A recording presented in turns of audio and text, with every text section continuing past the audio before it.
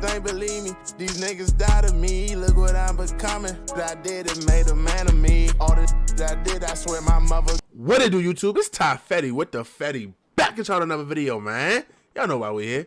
To handle business. But before we handle that business, make sure you like, comment, subscribe, man. I'm going to say it again. Make sure you like, comment, and subscribe. I'm going to say it one more. Matter of fact, like, comment, subscribe. Before I gotta beat you up, y'all know what's going on, man. We got why rappers are scared of J Prince. If you don't know, J Prince really like got in the media recently when Takeoff passed away because they was out there tapped in with them, whatever the case may be in Houston. If you don't know about the Prince family, mob ties, you know how that like about to tap in. Me personally, bro, if I go to somebody's city, bro, how can you tell me check in and I'm safe with you when you got people around you that's dying? So you can't even protect the people that live there that's running with you, but you can protect me? Nah, I'm not tapping in with nobody, bro, because everybody from every city, if you in the streets, got somebody that done passed away. So how can you tell me to feel safe by checking in with you when you can't even keep your own people safe? Not tapping in with nobody, checking in, nothing, bro. I'm going to any city I go to myself, standing on what I stand on myself, and whatever come with it. But I'm not about to check in. That's extortion. You're not about to extort me, bro. It's dead. Sorry, not going for that. Sorry. I don't know if that's the vibe in the industry. Not Ty Fetty. Nah, it ain't gonna go down like that, man. Let's see what they talking about in this. Why rappers are so scared of J Prince. J Prince has been running the rap game in Houston for the last 40 years. He started Rap-A-Lot Records and made Drake famous. Lately, he's been in the headlines for beefing with Offset over Takeoff's tragedy. Made Drake famous. If you like, I'm not that tapped in. So if one of y'all could explain to me how he made Drake famous, I didn't know him from Drake. I knew Drake from Degrassi, if we being 100% honest. And then Lil Wayne, y'all like popped them off. Drake, Nicki Minaj, all them. So maybe if you tapped into J Prince or you from Houston or whatever, how did he make Drake famous? Let me know in the comments. Tragic death in Houston, and there's a good reason why people are worried about Offset's safety right now. J Prince has a wild reputation in the game, and today we're breaking down the crazy stories that make J Prince one of the scariest dudes in the industry. Let's get right into it. Jay has been active in the rap game for almost 40 years, but he's been hustling for even longer than that. He grew up in an area of Houston called the Bloody Nickel Apartments, surrounded by drugs, crime, and poverty, and he knew at an early age he didn't want to live that kind of life. He started mowing lawns for money at just 7 years old, then moved up to selling weed and working as a welder. But instead of putting both feet in the trenches, Jay tried to make legit money and got a job as a bank teller. Staying out of the streets was also important to Jay because he wanted to keep his younger brother on a better path too. Jay's brother, Sir Rap-A-Lot, would link up with his homies Raheem and Jukebox at his grandma's crib and rap on the front porch. Jay didn't want him falling into the streets like everyone else around him, so when he lost the bank teller job, he had to find another way to bring money in. Jay bought an abandoned building in West Houston and turned it into a used car dealership. But selling rundown whips wasn't enough, and not before long, he was selling exotic cars to athletes. Then in '86, Sir Rap-A-Lot started recording tracks in the same building. The next year, Jay linked up with a computer science major named Cliff Blodgett and officially started Rap-A-Lot Records. Back then, Southern hip-hop didn't have any space in the industry, but all that changed when J Prince hopped into the game. He put together a crew called the Ghetto Boys, which eventually became one of the most influential rap crews ever. At first, it was Jay's brother Sir Rap-A-Lot, Bushwick Bill, and Willie D. Then, after Jay discovered Scarface in a parking lot, he took his own brother out of the group and replaced him with Scarface. It was a cold move that made financial sense, and it proves that even back then, J Prince knew how to see the bigger picture. It didn't take long for Rap-A-Lot and its artists to start having a major impact on the industry. Jay helped create an entire new wave in the rap game, but at the same time, the feds were on his back. Back in '88, the DEA started a 12-year-long investigation into Prince and his Rap-A-Lot label. They thought J Prince was using the label as a front for drug trafficking, just like the Black Mafia family.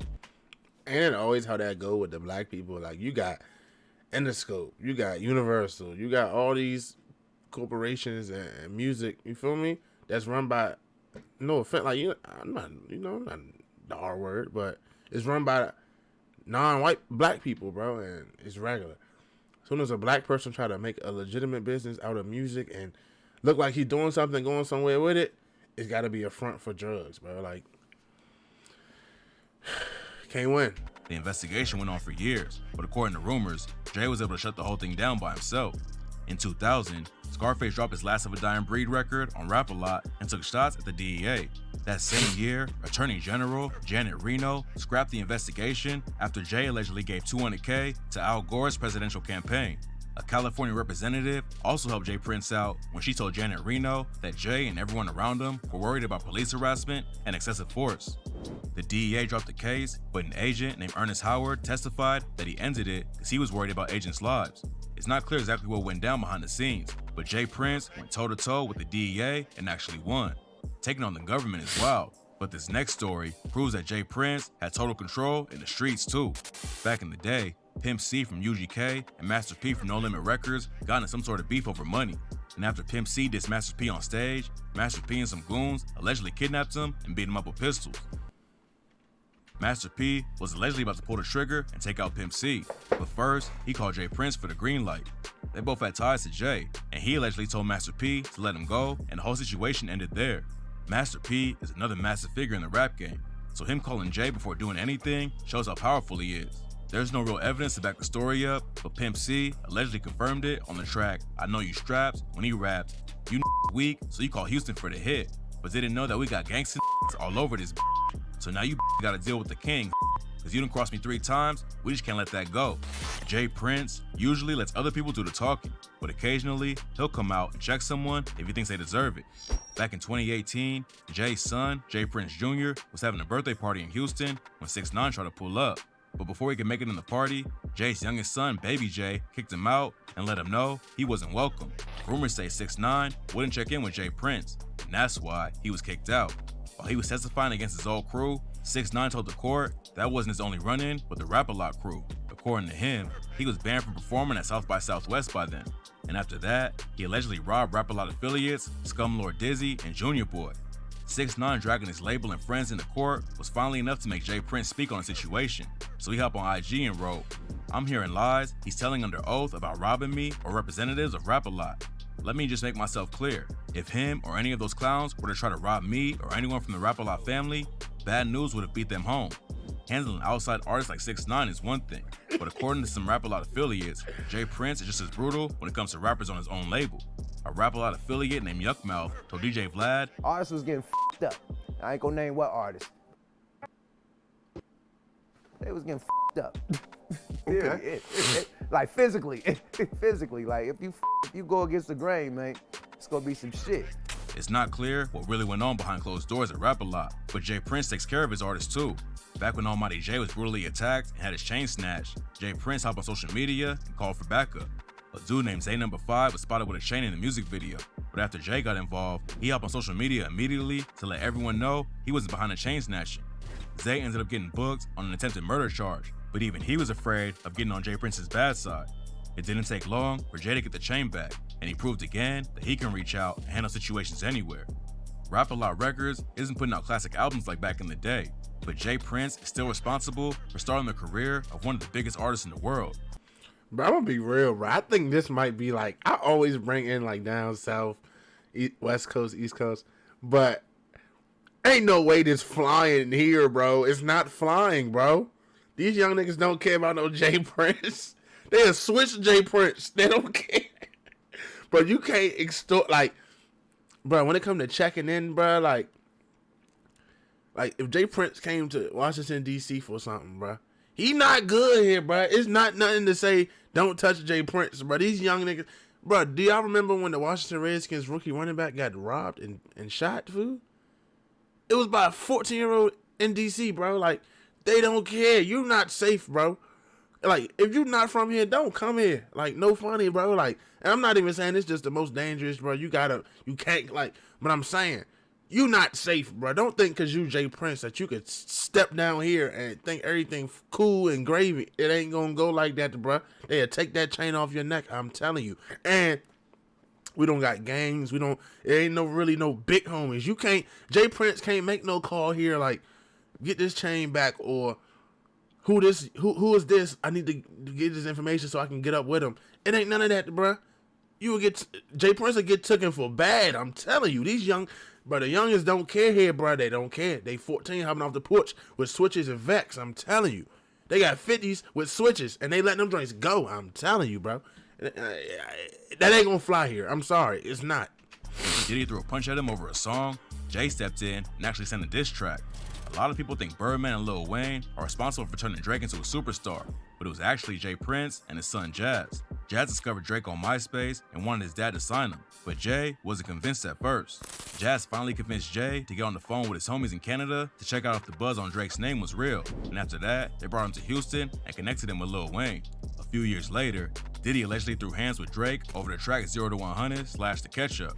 According to TMZ sources, Boy Wonder gave the track to Diddy and Drake to lay verses down on it. But after 8 months, Diddy still hadn't recorded a verse, so Drake just dropped the song by himself. The track became one of Drake's biggest early hits, and Diddy allegedly walked up to him in a nightclub and said, "You'll never disrespect me again," and threw a punch. Diddy's a legend in the game who allegedly has strong street ties too. But after he attacked someone in Jay's circle, Jay dropped a recorded warning called Courtesy Call and said, "Let me put these bully on notice by letting them know that Drake is family. Puffy feeling like he can put his hands on my family opens the doors for his family to be touched. You reap what you sow." Putting out a warning like that was a crazy move. Rappers send wild shots on diss tracks all the time, but for a hip-hop godfather to publicly threaten a legend like Diddy was crazy.